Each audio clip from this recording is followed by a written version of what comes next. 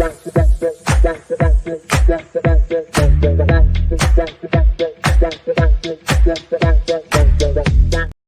is the Tuesday before Thanksgiving. This is Championship Ranks. Brandon Lewis, Josh Ungar here.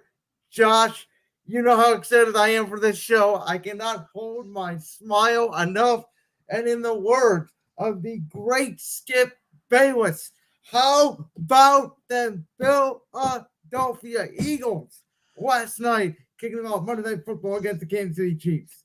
I don't know if Skip Bayless would say that, but I get where you're going with that.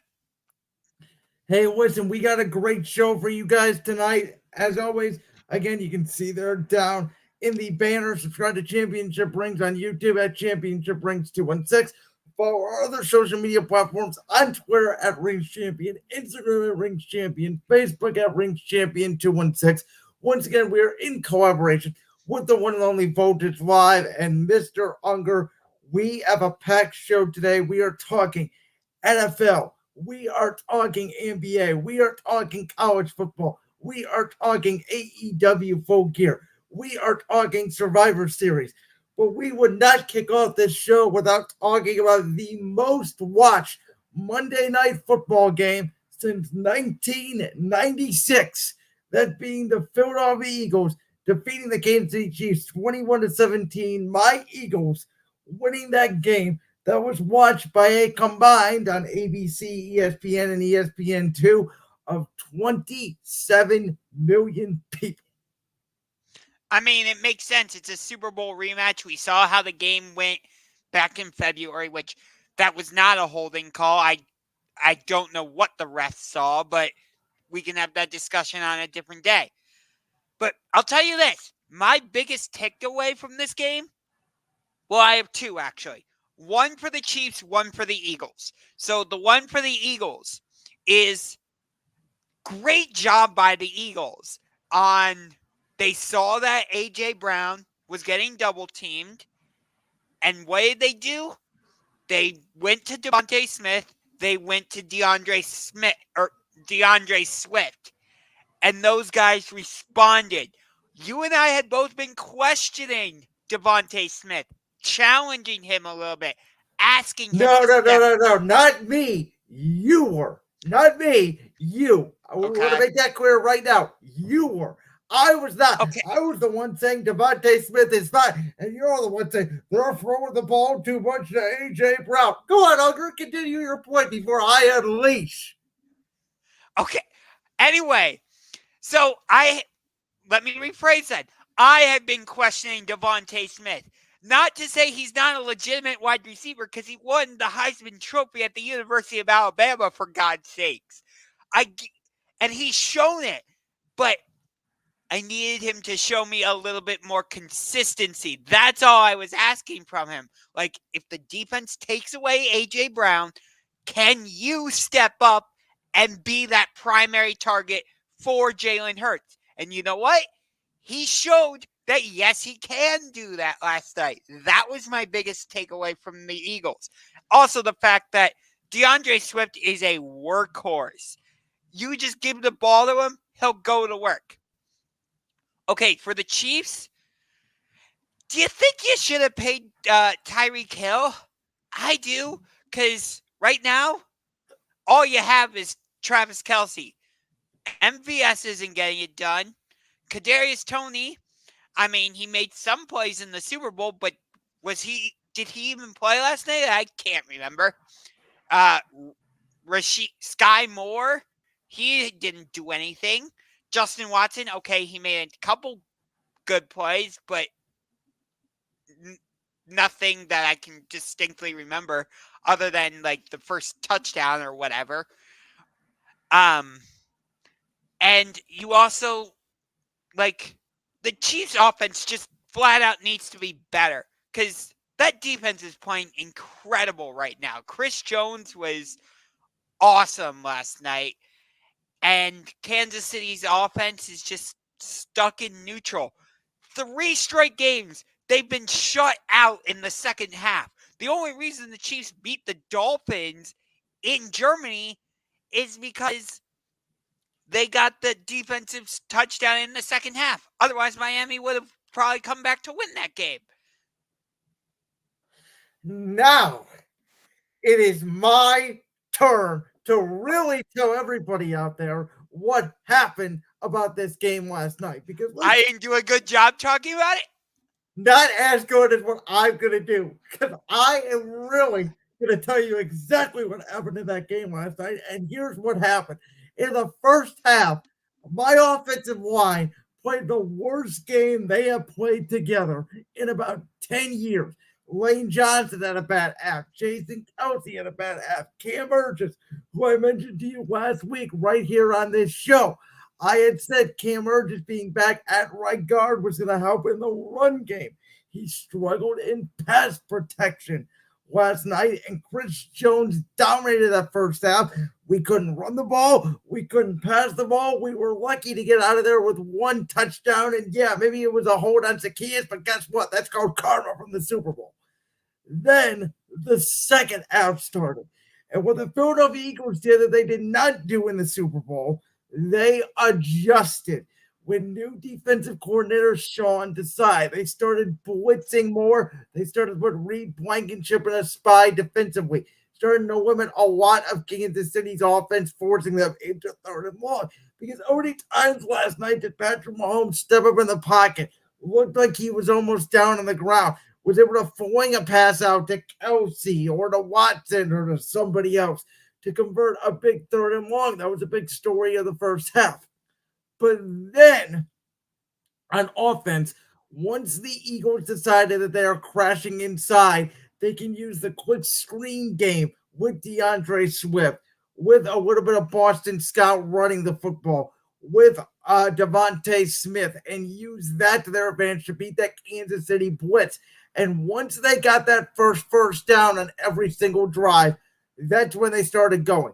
Jalen Hurts did not have his best game. The Eagles' offense did not have their best game. And yet it's what I keep telling you over and over and over and over and over again about this Philadelphia Eagles team.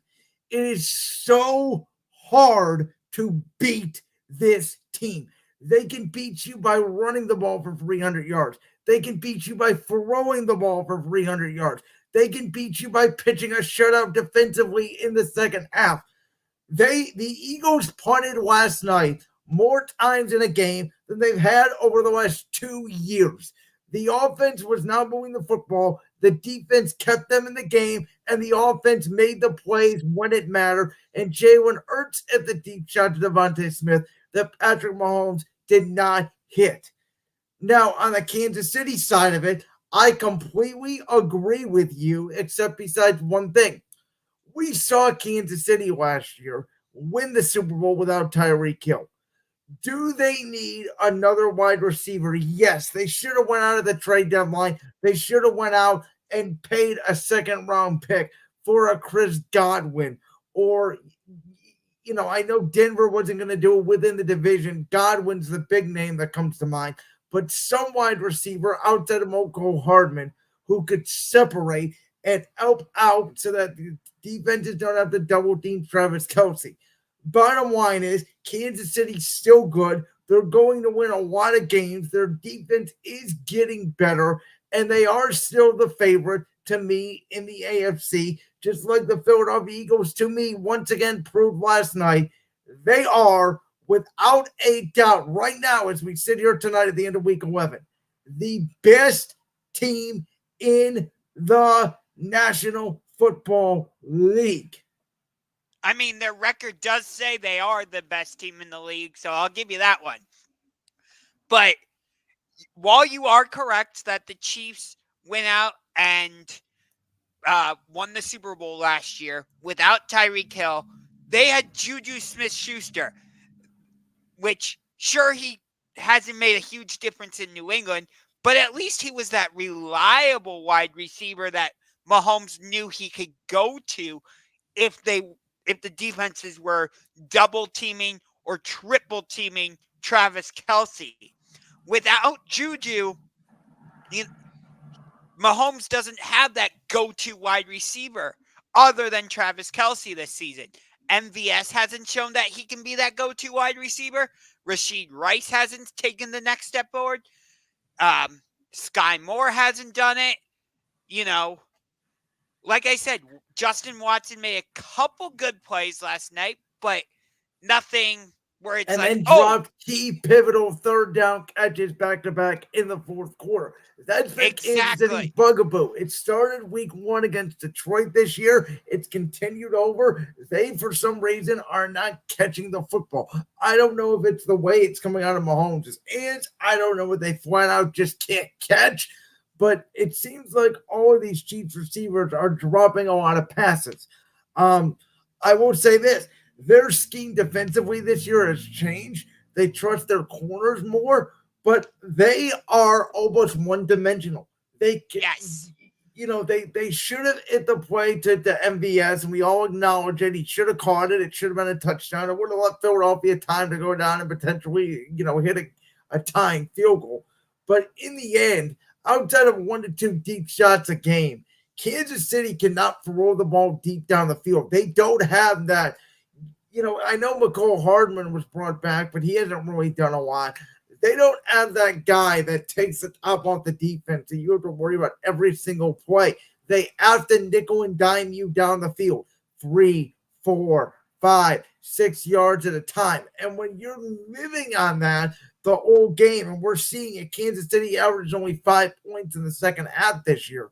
Defenses are going into halftime. They're adjusting to it. They're playing, the receivers a lot more shallow, and they're daring Kansas City to go deep because the likelihood of you being able to nickel and dime your way 4 or 5 yards down the field for 3 or 4 consecutive drives, you're going to make a turnover at some point because NFL defenses are just too good. Yeah. The other big takeaway, you talked about how the Eagles made adjustments. What were the Chiefs doing a lot?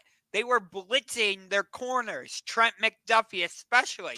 And the Eagles were able to counter that with either counter runs or they would run Jalen Hurts. So that speaks to the adjustments you were talking about by the Eagles. Yeah, and I knew going in to the first half, I thought Philly was going to struggle in the first half coming out of a bye. Also, because Nick Sirianni has a history. I don't know if you remember the game last year at Indianapolis. It was the game right after Frank Reich got fired. Jeff Saturday was the head coach of the Colts. Nick Sirianni and Frank Reich had a very special relationship. Sirianni, former offensive coordinator with the Colts before he got the Eagles job. And Sirianni had said going into this game Monday night that he was sitting in his office during the Super Bowl dropping F-bombs. And Nick Sirianni, listen, my best friend's Italian. I know Italian people. They're very fiery. They have a chip on their shoulder. And sometimes they can get very emotional. And I think that sometimes Sirianni gets too. I've never seen it before from a head coach where he gets too hyped for a football game before, and it takes them have to settle down and be like, okay, boys, let's figure this out. Okay. And then they go on their run in the second half. Listen, I think Philadelphia, we're going to talk about it a little bit later on the show. They obviously have a big game with Buffalo. And after that Buffalo game is another big test here, week 13 against the San Francisco 49ers. But for all this talk about, Philly hasn't beaten a good team yet, the Eagles once again just showed you last night that in prime time, they usually 99 out of 100 times show up. They play their best football when it matters. And when you add the best offensive line and best defensive line in the game, which Josh Sweat and Hassan Reddick just took it over on that last drive, Jalen Carter as well. The Eagles are going to be in almost every single ball game just because of that. That's going to win you a lot of games in this league. Yeah, you have to put the Eagles away because, the Eagles don't look like the same team as last year. It looks like they've taken a little bit of a step back, which I'm not saying that as an insult to them or anything. It's hard when you get to the Super Bowl. You're going to go through changes, and you might not be as good of a team as you were the previous season. But they still have as we've documented, they still have Jalen Hurts. They still have A.J. Brown. They still have Devontae Smith. They still have their core pieces. But I am concerned a little bit about the Eagles' offense without Dallas Goedert, because Yeah. I need to see someone from that tight end position step up and try to fill that void. Not Well, be I'll tell you right now. For the next 3 weeks, you're not going to see it. We saw it last year when Goddard was out. Goddard is basically the tight end position. He is supposedly going to come back for the Dallas game, week 14.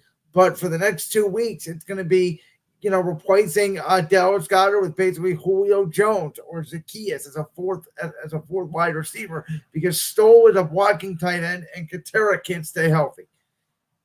Yeah, I think Katera got hurt last night, actually. Yeah, he did again. Well, we gotta leave from one big game to another.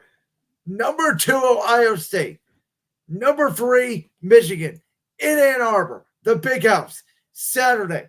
Now, some news came down over the weekend in regards to the Michigan cheating scandal. Jim Harbaugh has decided to not pursue and go ahead with court, and he's going to sit out the last game here on the sideline. And there are reports out there that the Big Ten does have overwhelming evidence against Michigan, so we will see. But I think ultimately, Josh, and I said this today on Brandon's World, it comes down to who can run the football better. It comes down to the line of scrimmage. Who's going to win the line of scrimmage? Who is going to control the game? And I also think this: if one or the other, if Ohio State or Michigan get up 10-0 on the other, the game's going to pretty much be over from there. Because neither of these two teams have trailed really at all this season. Both of these teams have gotten out to big leads. They both have gotten out to big first half leads. They both have, pretty much coasted outside of one or two games the whole season. They've never, either of them really, have been in serious trouble losing a game at any point this year. Well, Ohio State was when they played at Notre Dame, but yeah, but I mean that was more of a game on the road. Notre Dame's offense wasn't really doing anything in that game. In my opinion, I think it comes down to the experience of the two quarterbacks. I think in the end, J.J. McCarthy will make one more big play than McCord of Ohio State. I have Michigan winning this game by about 20-17, 23-20. So, not only is this game going to decide who wins the Big Ten, because I'm just dismissing Iowa. Iowa is going to I agree. Iowa's going to get smoked by either one of these teams. I don't care if it's Ohio State. I don't care if it's Michigan. I'm also going to say this is a college football eliminator game. And I'll tell you why. Look at the two schedules. If Ohio State loses this game, they still have a slim chance of getting into the college football playoff because they won that game at Notre Dame and they won their home game against Penn State. Whereas you look at Michigan's schedule, they've played nobody, except for their road game 2 weeks ago at Penn State. They didn't play anybody really in non-conference. So if Michigan loses this game, I think they miss the college football playoff in favor of somebody like Washington, Oregon, Alabama. I hate to say it, but I'm going to eliminate Florida State given that they lost Jordan Travis. Oh yeah, absolutely. And by the way, with the other teams that you mentioned, I don't think Florida State had a chance anyway. Just fair because enough. of the nature of the competition. I'll tell you get this. my point though? Yeah, I do, but I'm fascinated. It really comes down to, and I know we don't have this game on the schedule obviously for tonight, but it really comes down to if Alabama beats Auburn in the Iron Bowl, and if Alabama beats Georgia in the SEC championship game, assuming Georgia's undefeated going into that game, because I believe they have Georgia Tech this weekend, both of those teams, Georgia and Bama, will be in. So then you I look don't at know about that. I if don't if if know. Bama's only loss is to Georgia, or if Bama plays Georgia and beats them, and their only loss is to Texas with Quinn Ewers, I think Bama's strength of schedule, the fact that they were able to beat Georgia, that puts Bama in the playoff. That would put Bama in. Washington and Oregon will have something to say about that. But they getting back to the game itself, Michigan, I think, has the advantage when it comes to quarterback. I love J.J. McCarthy way more than I love Kyle McCord. Kyle McCord has not played well enough this season consistently. He's made the plays when he's needed to. I'll give him that. But he hasn't shown me that consistency that you need to have when you're going against a team like Georgia in the college football playoff. Michigan in this game, potentially in Alabama if you were to meet them in the college football playoff. Washington, Oregon. I could go on and on. But what really makes the difference for me, that Michigan run game. Blake Corum, he should be in the Heisman discussion, honestly, with how well he's playing and what he's doing for that Michigan offense. I'm not saying he should be the favorite for the Heisman, because I would give the edge to Michael Penix Jr., the quarterback for the Washington Huskies. But Blake Corum should absolutely be in the discussion for the Heisman Trophy. If he was not with Michigan right now, I think they would be totally different on offense. It comes down to Michigan's run game against Ohio State's run defense. Whoever can establish their style of play first, whether it's Ohio State's run defense or Michigan's run offense, that team's going to win. Yeah, I really think the first score in this game is important. Whoever scores first, if Ohio State goes out, if they get the ball first, let's say in their opening drive, and they go out and score and quiet that Michigan crowd down, Michigan may be in trouble. Because, they have a coach on the sideline who is not Jim Harbaugh. And as much as people will want to make a big deal about the cheating scandal and all that, I think it could play a bigger factor in this game with the interim head coach, who I can't even think of his name right now. He's done a decent job. Obviously, he had to fill in for Harbaugh earlier in the season as well, when they were playing nothing but cupcakes. But this is a different animal. That's my point, though. This is a different animal. This is Ohio State. 100%. And that, that this whole cheating scandal is just going to add extra venom to this game and add extra venom to this rivalry. There is nothing like Ohio State, Michigan. I get it. We have the Iron Bowl. We have the Apple Cup, the Egg Bowl, the border war between Oregon and Washington. Those are all great rivalries. And, of course, you have Duke, UNC, and Louisville, Kentucky. But Ohio State, Michigan, there's just something about it where even if you're not an Ohio State fan and you're not a Michigan fan, you're like, I still want to tune in and watch this game. You know what I mean? I've been saying it for the last month. I wish, and the committee's not going to do it tonight. The committee's going to make Georgia number one. But to me, Michigan and Ohio State are the two best teams in the country. I still think Michigan is the best team in the country. There's been nothing in my mind that's doubted that. And we'll see. I think Ohio State over the last 2 years has been dominated at the line of scrimmage. Michigan's dominated the last two matchups. I know Ohio State's going to come in pissed off. Ohio State feels like that they have a better team than Michigan this year. Michigan feels like this is going to be probably their last chance with Harbaugh or not to beat Ohio State, because a lot of their kids are going to the draft next year. So there's a lot of pressure on both sides.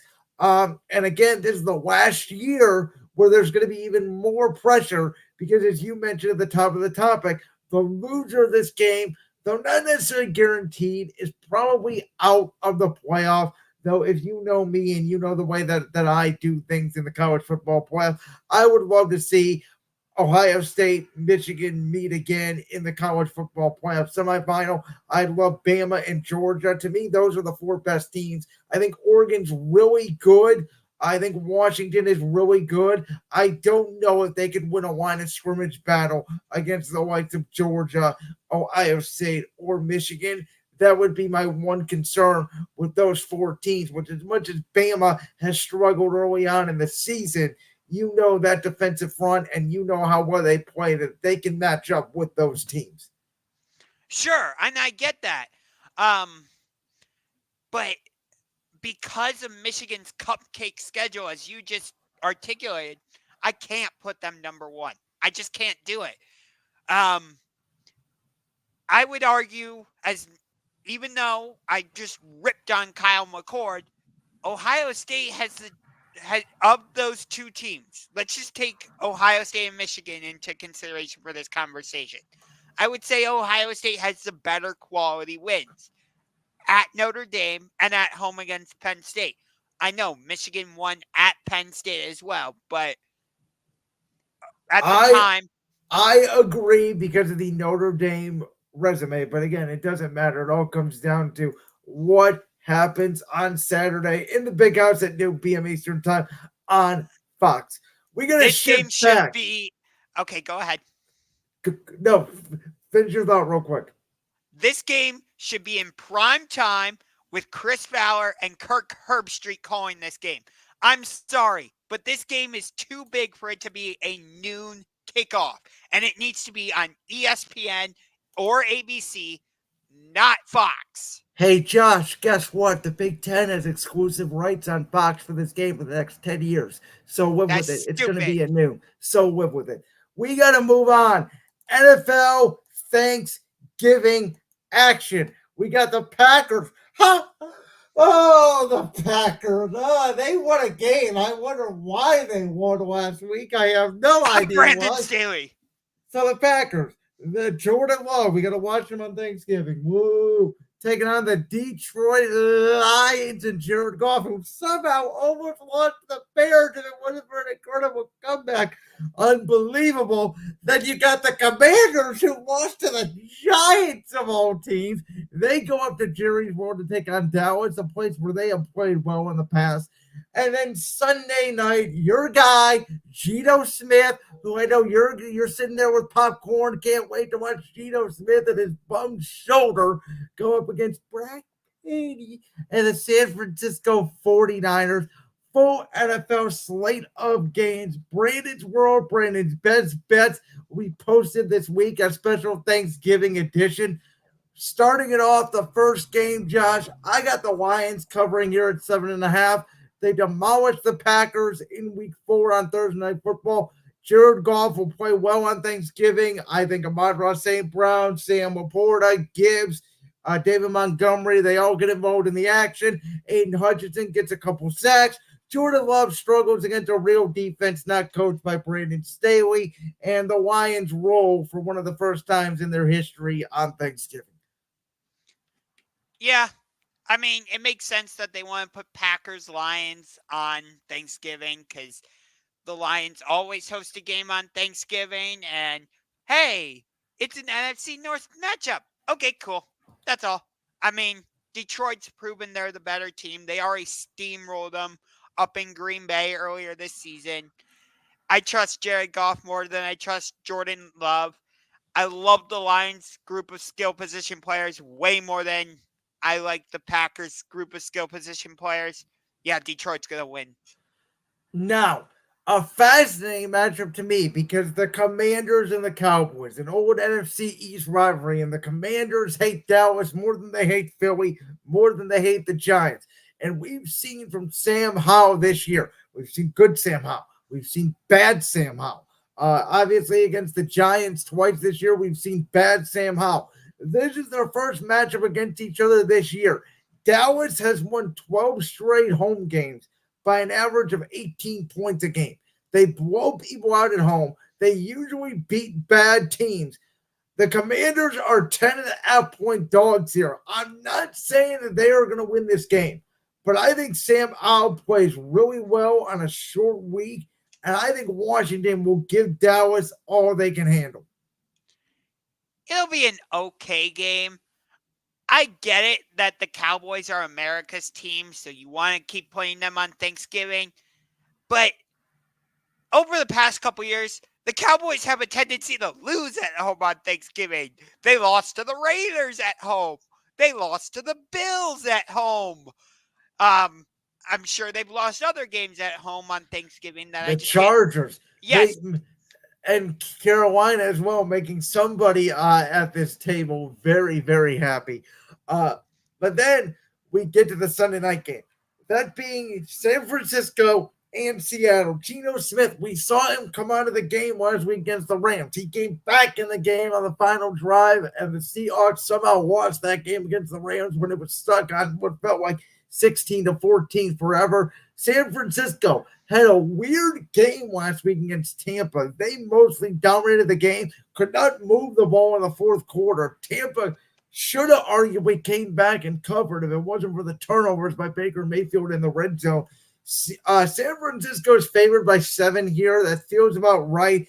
I think they'll win it by a touchdown. I think it's a very run-dominant game for Seattle, who, even though they have brought Leonard Williams over, they have not done great, defending the run this year. And Geno Smith, who I have been telling you for the last month, he has regressed. Not as bad as what he was with the Jets, but he is nowhere near to what he was last year. And that's even pre-injury. I think Seattle struggles to move the football, and they may get 10 points on Thursday night. this is the game I'm most interested in. Because the 49ers and Seahawks absolutely hate each other. They've put on some classics over the years. I automatically think of the 2013 NFC Championship game up in Seattle when Kaepernick threw that pass and Richard Sherman batted it down and it got intercepted, and that sent the Seahawks to the Super Bowl. And of course, you have the season finale from 2019 between the 49ers and Seahawks, so which came down to the final seconds. So that's what this game is going to be, I think. I hear what you're saying about Geno Smith, and I have to say, I actually agree with you. He has not shown that consistency that I was hoping for. That's why I was singing his praises early in the season, because I thought he was going to take that next step. I thought he was going to be able to show that last year wasn't a fluke and all that. But you know what?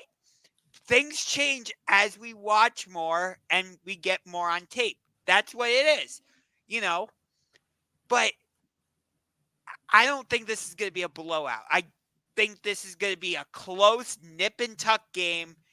It's probably going to be like a 24-20 type of game. I would give Seattle the slight edge because of the 12th man. I think that ultimately these two teams are going to split with both teams winning on their respective home fields. They play each other twice in the next 3 weeks. Thursday in Seattle, and then week 14 in San Francisco. So you got Seattle on Thanksgiving, because I don't think Seattle matches up well with San Francisco on the lines at all. I think Seattle to me is borderline a playoff team right now. They're not a good football team. They're not that good this year. They definitely have taken a step back, for sure. They're not as high flying and explosive as they were last season. I definitely agree with you on that. 3 weeks ago, you told me I was going to win the division. Hey, again, things change. We get more. We see more. Things need time to develop sometimes. Opinions are allowed to change. I didn't say it was set in stone that the Seahawks were going to win the division. I never said, oh, it's a guarantee the Seahawks are going to win a division. You pretty much said there's no way San Francisco can win the division. They lost 3 straight. This is Seattle's division to lose. At the time, I felt that way. Again, things change. We're allowed to have different opinions. All right, Mr. Changer. Well, from one guy you used to love to now your new guy, C.J. Stroud, and the Jacksonville Jaguars and Trevor Lawrence, they go head-to-head in an AFC South matchup. Now, last week, Mr. Unger over here tried to tell me the Houston Texans are going to win the AFC South division. And I'm having no part of it because they're not going to do that. They almost lost to Arizona this week. CJ Stroud, yes, he had a lot of yards. He also threw 3 interceptions, too, that were horrible interceptions And late in yet the fourth Houston quarter. still won. They did. They won, but they're about to meet an angry Jacksonville team who got blown their doors off week 3 by Houston and Jacksonville. They're not going to make that mistake again. I know Doug Peterson. I know Trevor Lawrence. I said last week they were going to blow the doors off Tennessee. This week, I don't know if they're going to beat the hell out of Houston. I think that they're going to probably win this game by anywhere between 7 to 10 points, but No way. Jacksonville will prove Houston is a year away. They're not winning this division, Josh. They're not as good as the Jags, and Jacksonville will show you this weekend. Okay, first of all, so flexing starts this week. Hey, NFL, flex the Bears-Vikings game out of Monday Night Football and flex this game into Monday Night Football. Nobody wants to see the Chicago Bears against the Minnesota Vikings. I want to see the battle for the AFC South Division title in Houston. That's the game I want to see on Monday Night Football. Why, so you can dream about CJ Stroud? No, because you know this is going to be an absolutely fantastic game. I don't know that. Houston's not that good. They're not. They're decent. They're not a good football team. Jacksonville is a football. Jacksonville's only favored by 2 in this game. Which doesn't make any sense. I'm taking Jacksonville all the way. It's the best bet of the weekend. We're talking about best bets. That's your best bet of the weekend. Just like, how the hell? This is off topic, but you want to talk about wine. How the hell is Pittsburgh only favored by a point against Cincinnati with Jake Browning? So I don't understand the lines. I don't know what computer Vegas is using, but I'm sorry. That's a wrong line. Jacksonville should be favored by at least a field goal. Give them at least 3. I think they're going to win this game by at least a touchdown. No way. Houston. So no way. So you say Jacksonville, there's no chance that they win this game.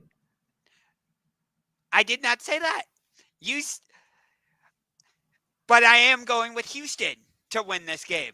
So what? So can I get Jacksonville plus plus 7? Because you say there's no way that they're going to win by a touchdown.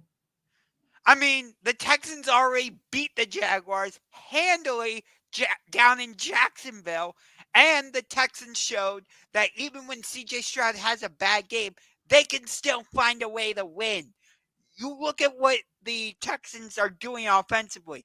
Devin Singletary is running the heck out of the football right now. Tank Dell is coming into his own. I love Nico Collins. Dalton Schultz, I should say, has been a great addition for the Texans. That's been a bit of a loss for the Cowboys, I would say. I don't know why they didn't re-sign him, but that's a different subject for another day. And I love the quarterback matchup in this game. Trevor Lawrence against CJ Stroud, that's way more compelling to me than Justin Fields against Josh Dobbs. I don't know. Which game is more intriguing? The 3-6 Chicago Bears against the fringe playoff Minnesota Vikings, or the battle for the AFC South Division title? I don't know. How about the battle for the AFC South Division title? NFL schedule makers. I hope Jacksonville blows Houston out. I cannot wait to see your face if Jacksonville comes in here and wins by more than a touchdown. I'm telling you, Josh, the Texans, they're a nice story. They're not a great team yet. Are you sure Jacksonville is a great team? They're better than Houston. I'll tell you that. They are about to go on a run. This is what Doug Peterson teams do. They struggle out of the gate. They go about 4-4, September, October, and they go on their run in November, December. Look, I really like the Jaguars. If they win, I wouldn't be surprised. I'm not saying they. You just told me there's no. You just told no. When I said that they were going to win by a touchdown, you said there's no way. That literally came right. Russell, give me 7 points. When I say there's no way, that doesn't mean I'm not saying the Jaguars aren't going to win. I'm saying Houston. So if they win, they only win by a field goal or less than that. That makes no sense. How? By Because how you're does that make? basically saying the Texans are the better team. Then give me a touchdown. I gave What do you you the want to put on this touchdown. game? I won't be. I can't. You're They're not afraid. showing. Well, look at you. You're No, afraid because you know I'm right. You know I'm right. no, CJ no. Stroud is going to play well, but he's going to get exposed for the rookie that he is. He's been a good story. The Texans AFC South fairy tale ends Sunday. We shall see. I'll even say this: Jacksonville is going to only lose one more game the rest of the year, and that's at Cleveland. That's the only game they will lose the rest of the regular season. Interesting. I'll put that up there right now. Look at their schedule. Cincinnati now has become a very easy game. Jake Browning, are you kidding me? Cincinnati may win one or two more games the rest of the year. What about Baltimore? They have to host Baltimore at home. They can win that game. That's the one game they will win because Baltimore will melt down in the fourth quarter. Wow. You really believe in Jacksonville a lot, which I totally understand. I do. Again, I don't even think they are a Super Bowl contender. But I think they have Tennessee again, who they'll beat. They have Houston, they will beat. This is what Jacksonville will do. They will get on a roll. They will win the division. They will be at least the 3 seed in the AFC. Here's the reason I ultimately favor Houston in this game. Is because Calvin Ridley has not been a reliable wide receiver the whole season. Yes, See, I don't know. He had a great game Sunday. He got 2 touchdowns. Looks to me like he's back. Okay, let's see him go out there and put up a similar performance again. Who else do the Jaguars have offensively? Christian Kirk, Evan Ingram, Travis Etienne. There's 3. Okay, you got it. Okay, I'll give you that one. See, I would say the skill position players for Houston and Jacksonville are just about even. Oh, God. Come on. Ridley and their way, I mean, takedowns, but Nico Collins is not very good. He's having an above average season. It reminds me of what Nelson Aguilar did in 2017 with the Eagles when he was a Pro Bowl. Oh, Nobody boy. remembers that, by the way, but sometimes guys can have one good season. Nico Collins is not a good, he's not as good as Kirk or Ridley. I would say Schultz and Evan Ingram are pretty even. I'll give you that.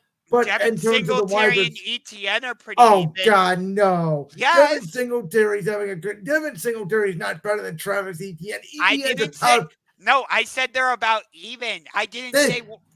Etienne's about a top 10 running back in the league. Devin Singletary is not a top 10 running back in the league. Just stop it. He's a top 15 at least. Oh, come on. All right. Well, you're lucky that we're out of time.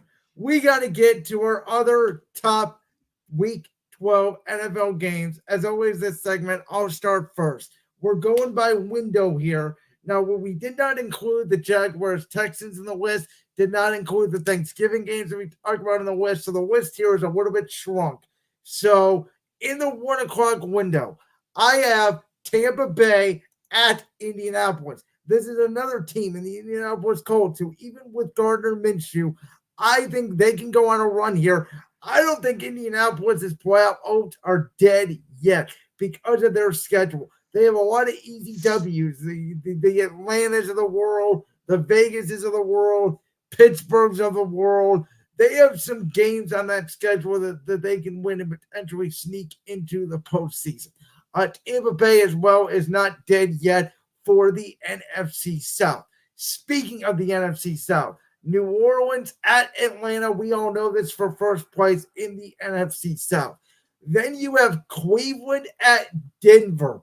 A very fascinating game because Denver has been the Browns' house of horrors. I don't think they've won a game in Denver in my lifetime. The Broncos are winning games. They did back in 2019, I believe it was, or 2018. No, they lost that game. Oh, no, they wait. didn't. No, 2019, you're right. They won that game. That was with Greg Williams. I was thinking of the one the next year with Freddie Kitchens and Brett Rippon or whoever was the starter for Denver in that game. So you're right on that. I apologize. Nonetheless, they have not won in Denver a lot. Broncos are winning because they're getting all these turnovers. The Browns can barely score 10, 13 points a game. Very fascinating to see which defense wins out there. Of course, the big game, 425 Buffalo at Philadelphia. And then to cap it off, Brandon Staley. Good old Brandon Staley. We get to see him choke another lead in prime time. I can't wait for this. Ravens Chargers Sunday night. It will once again come down to the buzzer. Brandon Staley will once again blow another game for the Los Angeles Chargers. And that is my list of the other top NFL games as we head into week 12.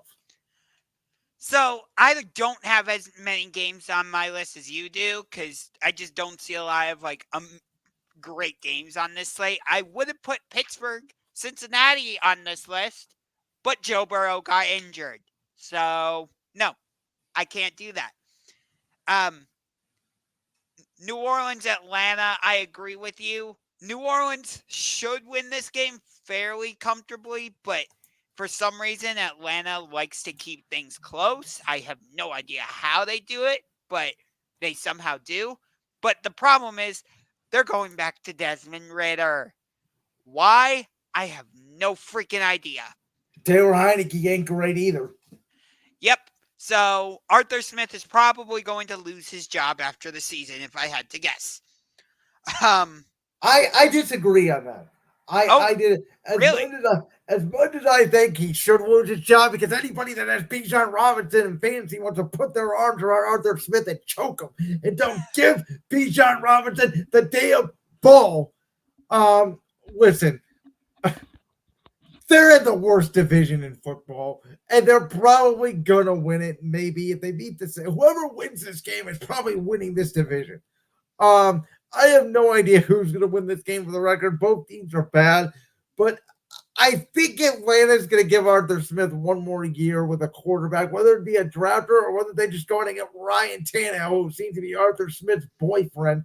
I have no idea what's going on with Atlanta, but I think Arthur Smith's going to get one more year. I just have this feeling. Atlanta is actually a 1-point favorite. It makes sense. That line makes perfect sense. It actually doesn't make a lot of sense to me. I think New Orleans should be favored not by no more than 3. New Orleans. I mean, home team gets 3 points traditionally, so the math probably works out about right there. I'm not sure New Orleans is as good as Atlanta. I'm not sure Atlanta's as good as the Saints. That's why they're going to play 2 times here. We're going to find out. Yep. So I agree with you about Saints Falcons. I get where you're coming from with Buccaneers Colts, but it just doesn't do a whole lot for me.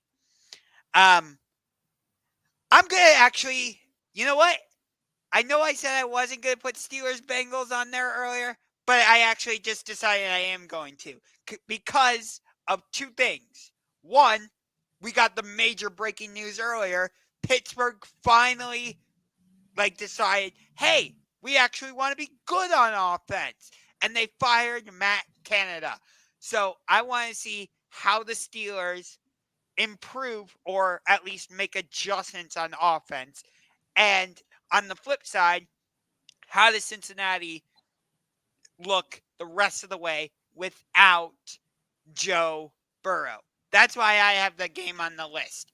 And then, yeah, I'm going with what you said for the other games. Not Ravens Chargers, but Browns Broncos, I agree with you. And then, of course, Bills Eagles. I don't need to say any more on that. I do want to ask a question, though. Why is Denver the favorite for the game against the Browns? I genuinely do not understand that. What's the spread on that? Denver by 2.5, right? Yes. Yeah, and I'll tell you the reason being the Browns cannot move the ball on offense. I don't care if they're 7-3. The Browns and Steelers are mirror image of each other. That's why that game was so close on Sunday, because Dorian Thompson Robinson, I don't care what anybody says. You can debate me all you want. He did not play well in that game.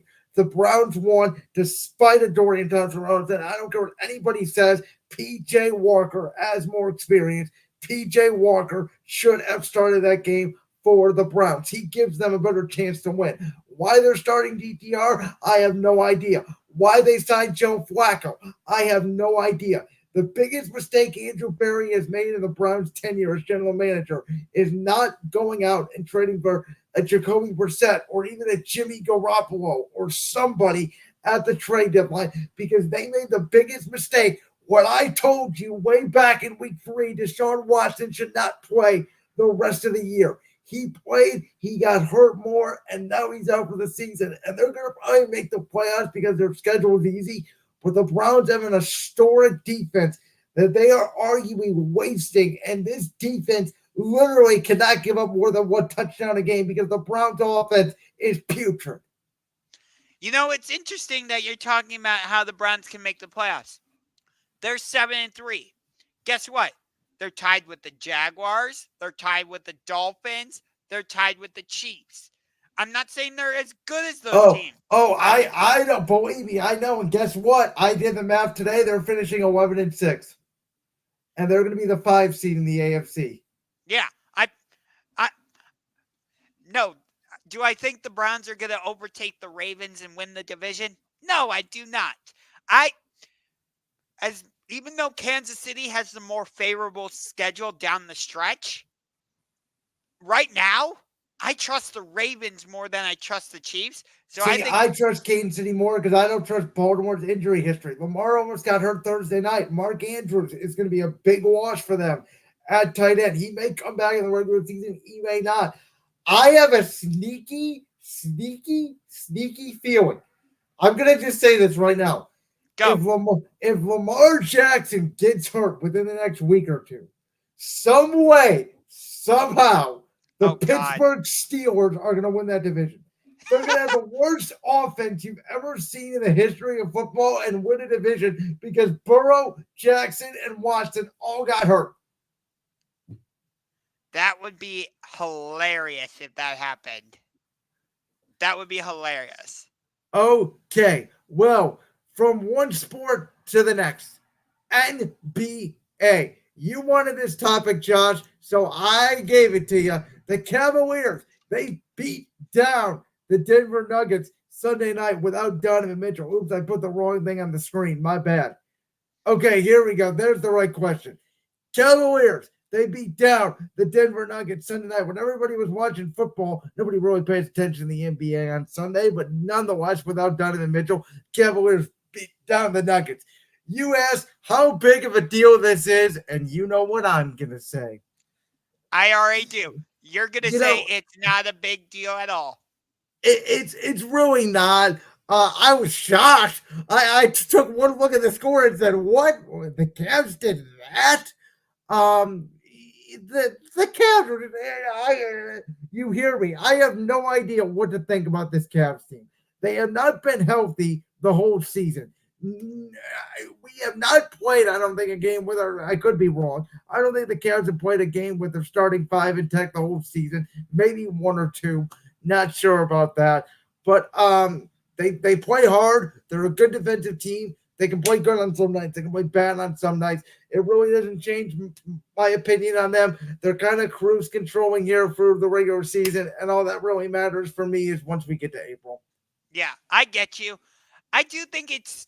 Do I think it's a major deal? No, but I do think it's somewhat of a big deal because you've got Nikola Jokic, Aaron Gordon, Kentavious Caldwell-Pope, Michael Porter Jr. I know the Nuggets were without Jamal Murray, who is a huge part of what they do. But still, the Cavaliers are dealing with their own injuries. So it kind of balanced out a little bit. But still, for the Cavs to beat the defending NBA champions at home without Donovan Mitchell by as big of a margin as they did, that speaks a little bit of volume to me. I'm not saying they're going to go win the championship or anything like that.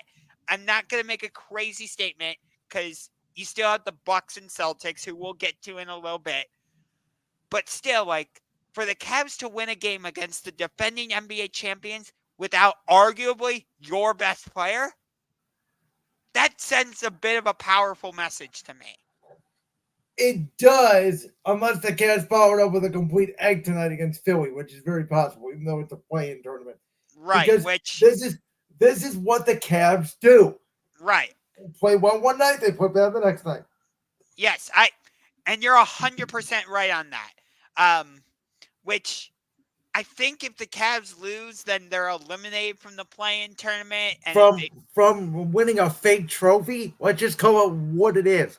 The play-in tournament is a joke. It's a money grab. It's something for the NBA to do while the NFL is in season to try to get people to get better ratings. They do all this stuff with the crazy court, which I do have to give a shout out to our hometown Cavs because they have the best court by far. At least it doesn't look like you need your eyes checked. Watching some of these courts like Indiana and Philly, like the one the Cavs are going to play on tonight. Chicago. But I mean, yeah. I don't know what to think about this Cavs team yet. I think we need to see the team fully healthy. And I also think Denver, like you said, they don't have Jamal Murray right now. We're gonna get to Golden State in a little bit. They don't have Steph Curry right now. These veteran teams, you can throw the Lakers in there as well to a certain extent. Milwaukee, they even had Damian Lillard for a couple of games. These championship level teams, I can make an argument right now. They're just going through the motions. And I think around Christmas, January, we'll get a better picture of what these teams actually are. But I've always said, in my mind, the NBA season really starts Christmas Day. Where you're at on Christmas is who you are, and then you make a determination from there. And that's a fair assessment. And I think to a certain extent, you're 100% right. But I just felt like getting a win against the defending NBA champions on your home court without arguably your best player by that margin, it felt like a bit of a statement. Not like, hey, we can win the championship type statement, but it felt like a bit of a statement game. That's all. Well, we will see these two teams again. They'll actually be playing on Easter Sunday in Denver, Colorado. And one of the people on this panel will actually be there at Ball Arena in Denver, Colorado on Easter Sunday to see the rematch between these two teams, which who knows, by that time, barring a miracle, could be an NBA Finals preview. Only people in Cleveland could hope. You're going to Denver, huh? I have been in Denver. That's why we took off one time in September. If you recall, my brother just moved there in August. It was beautiful going back there Easter Sunday. We're going to spend some time. We're going to go to that Cavs game in Denver. Excited for it. And excited to see the Cavs for the first time on the road. I know you have seen them in Utah and other places, I believe, as well.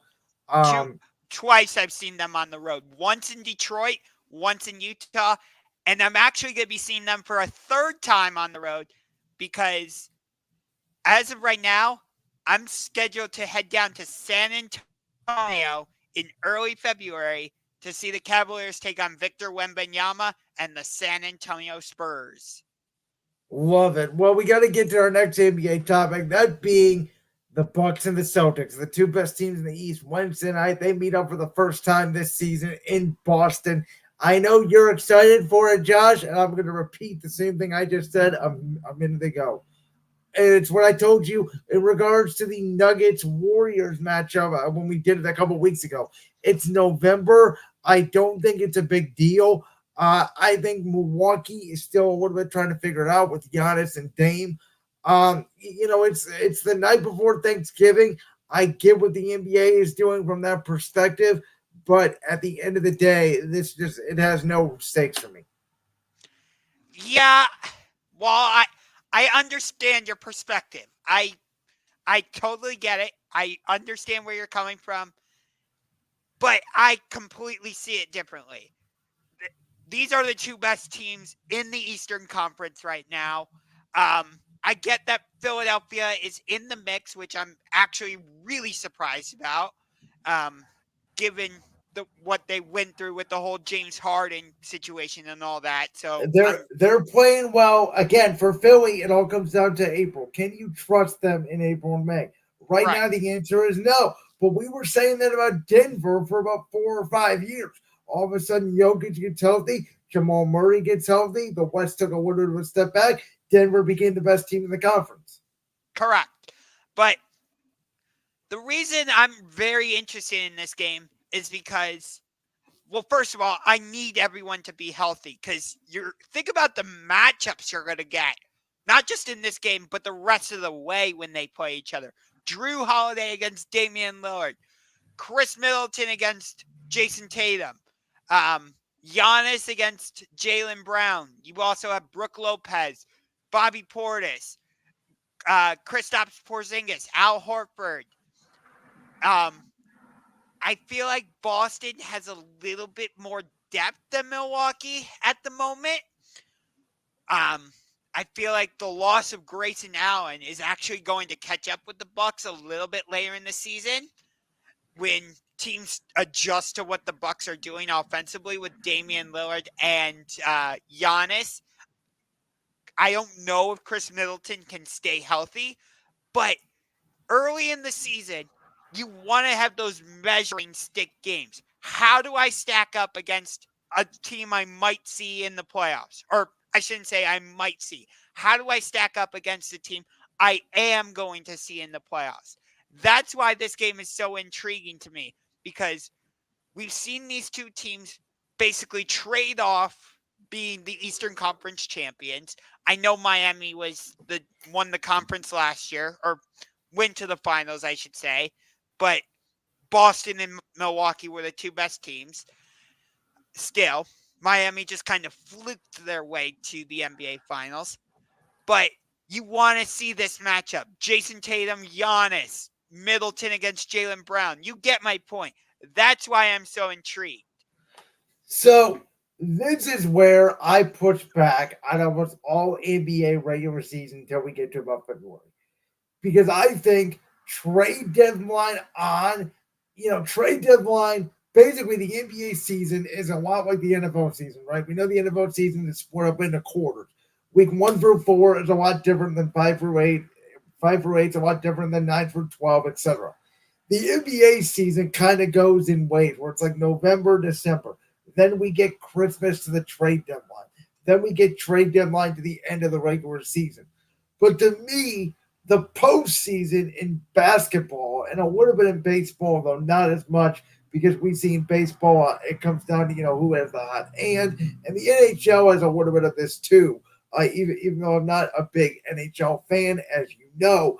But the NBA is different because it's a 7-game series. It's a series where you're playing the same team, obviously, potentially 7 games in a 2-week span. But it's really the time of year, and it's the sport where stars matter. So you see a Giannis, you see a Damian Lillard, you see the LeBrons, your Stephs, your Jokic's, etc., really rise to the cream of the crop. You see where depth matters. You see where coaching matters. And you don't get that in even a regular season game in March, because the adjustments always come usually after game 1. Game 1 is usually the feel-out game, and sometimes game 2 is as well. And then the real series usually starts about game 3. That's why I don't get too into regular season basketball, because I think the playoffs are just a completely different sport. Now, I do think that you are a bigger Jason Tatum fan than I am. Jason Tatum has a lot to prove to me to be in that superstar category. Mainly, can he go out? Can he go carry a team? Because I'm not sure he's the number one on some nights for Boston.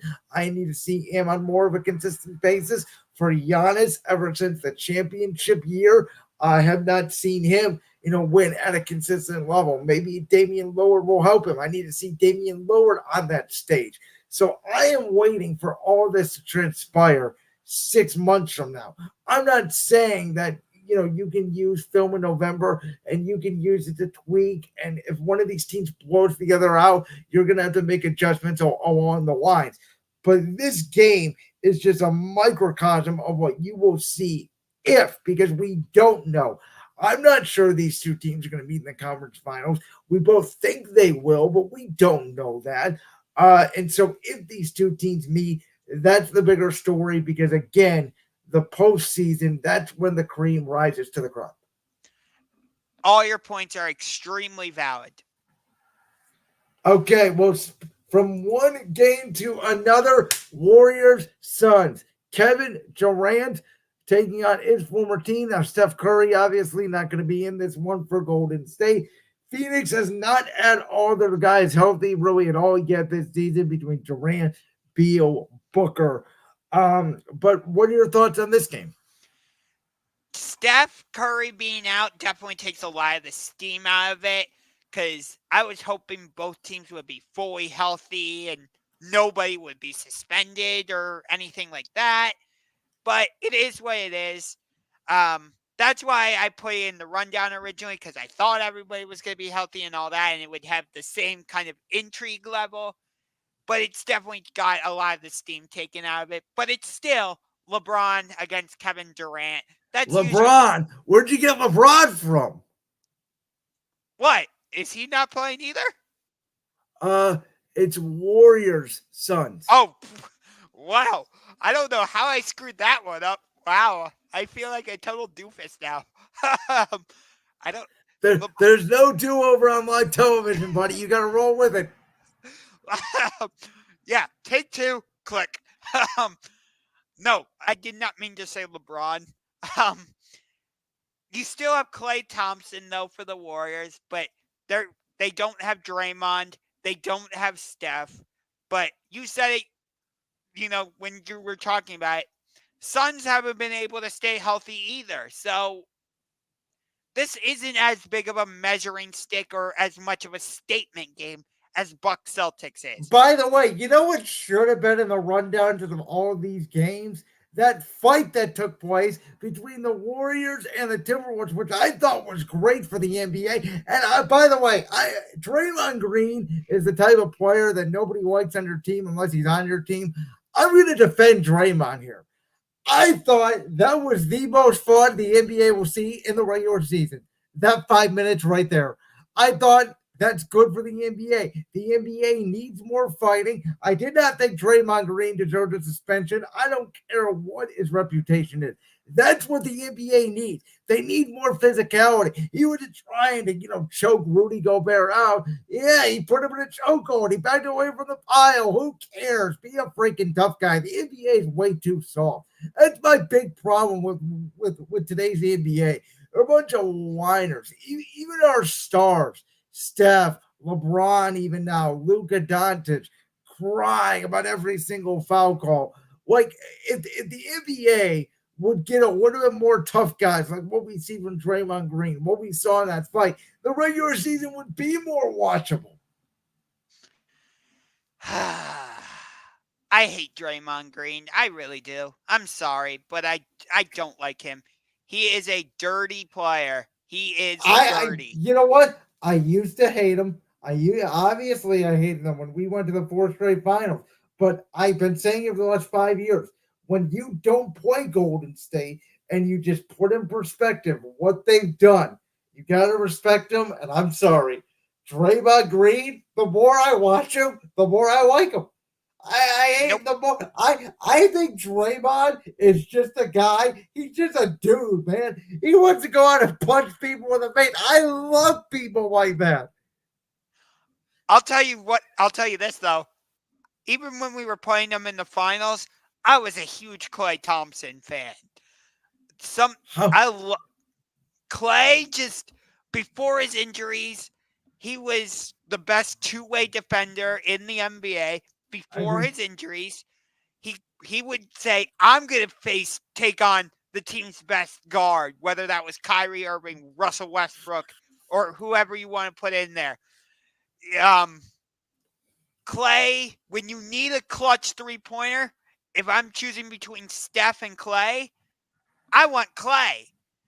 Not because now. Maybe back no, then, no, but not now. that's what I'm saying. Back then, oh, I get it. Steph is the more famous shooter because he holds the 3-point record and all that. But I just felt like if the Warriors didn't have, let's say you take Klay Thompson off of those Warriors teams, I don't think they'd get to the finals, even with Steph and Draymond. If you take Draymond off that team, they don't get there either. All those guys are very important to what they do. Draymond is the glue to that team. I don't care if he averages 4 points a game. In that system, he's what makes them go. Absolutely, 100%. Um, I do think it's interesting, though, circling back to what we were talking about with the Cavs and Nuggets. I do think it's interesting that the Cavs were able to sweep the regular season series against the Warriors. Again, good quality wins from the Cavs. Let's see if they can do it in April. That is our NBA topics for tonight, Josh.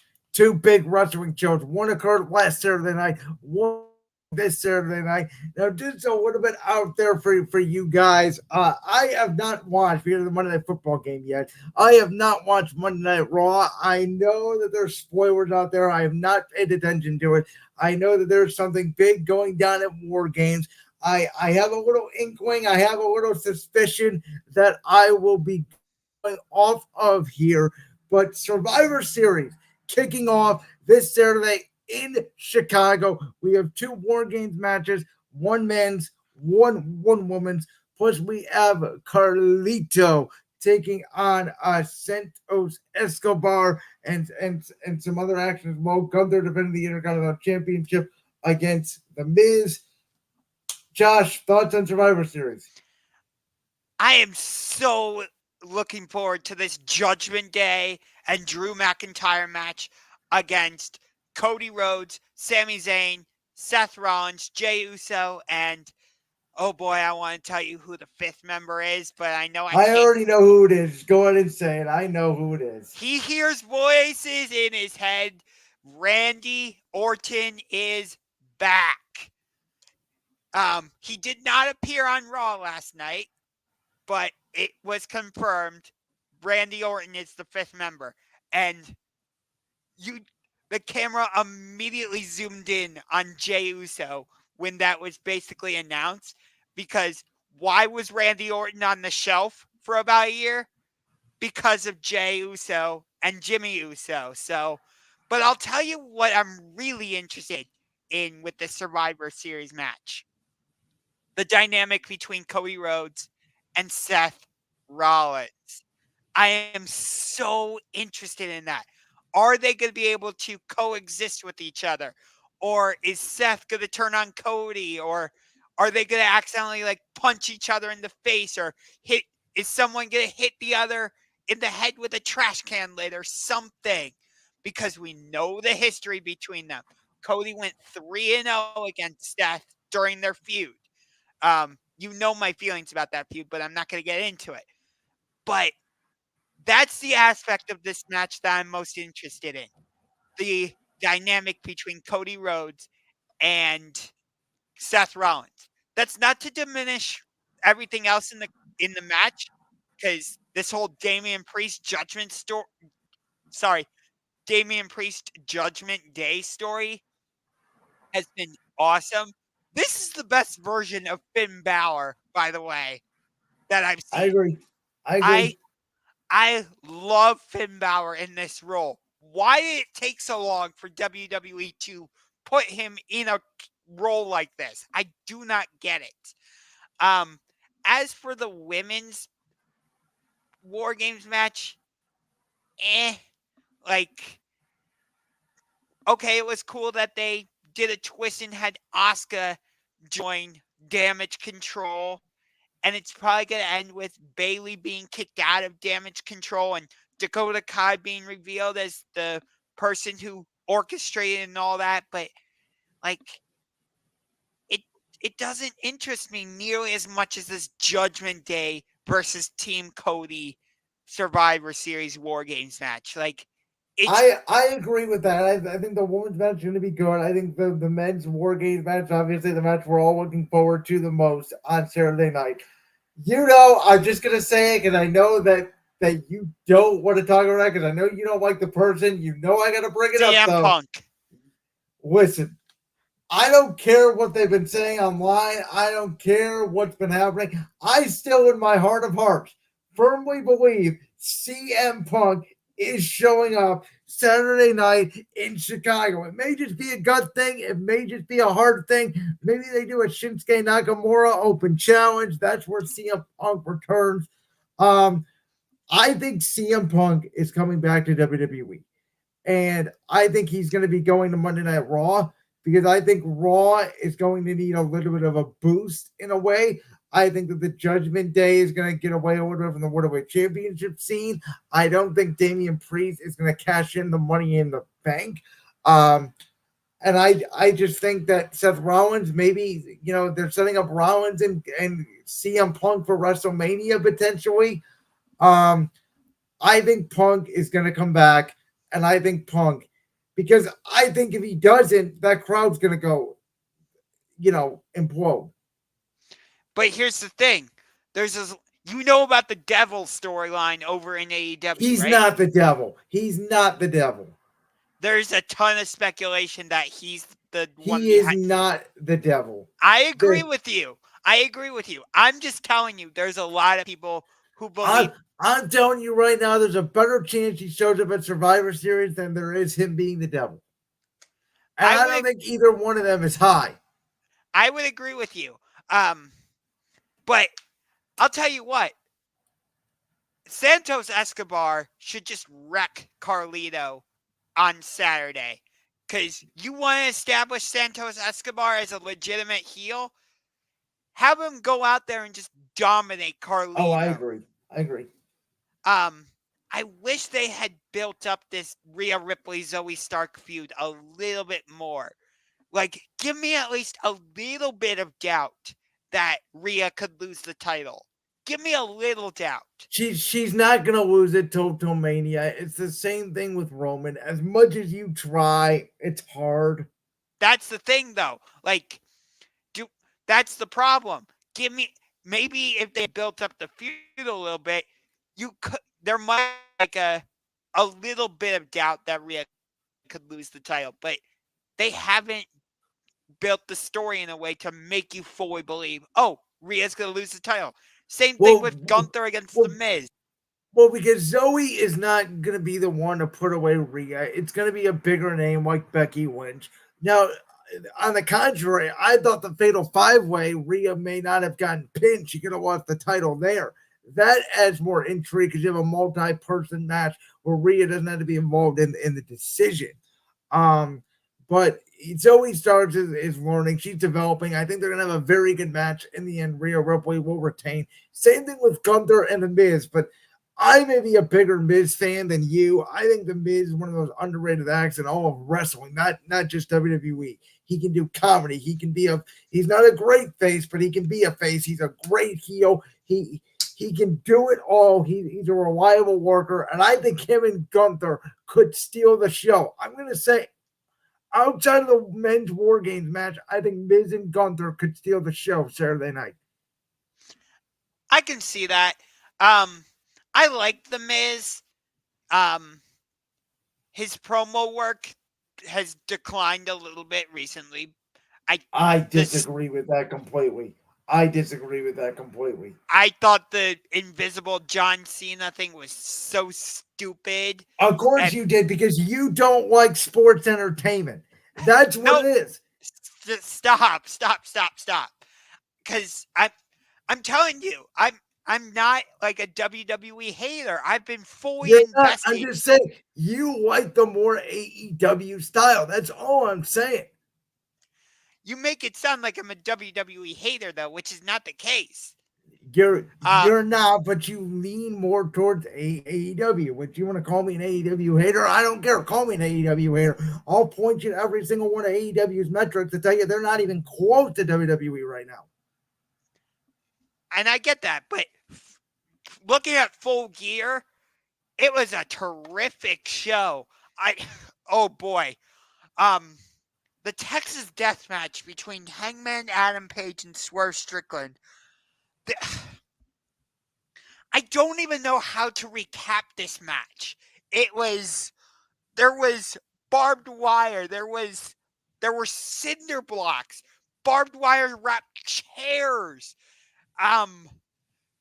Hangman was literally using a staple gun, and he was stapling his kid's drawing to Swerve Strickland's face, and then drinking the blood out of Swerve's cheek.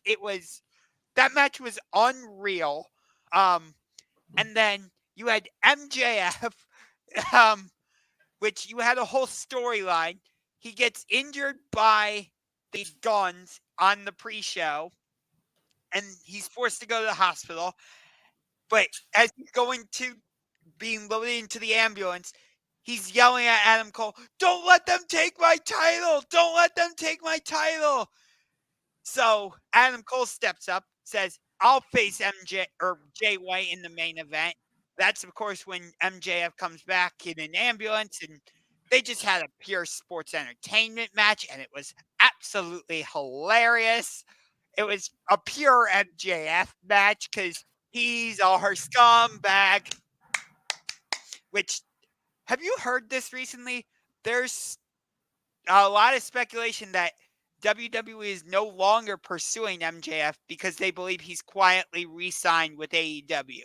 I told you 6 months ago he re-signed with AEW. Whenever that Double or Nothing thing happened with Punk, where he wasn't going to show up and came out and called, was that last year? Came out and called Tony Khan a mark or whatever it was. Oh, I know exactly what you're talking about. This was during his feud with Wardlow, and there was a lot of drama surrounding this, that he was going to get on another plane and leave Las Vegas, and he didn't show up for the At that moment, I believe it was all a storyline. He re-signed with AEW right there.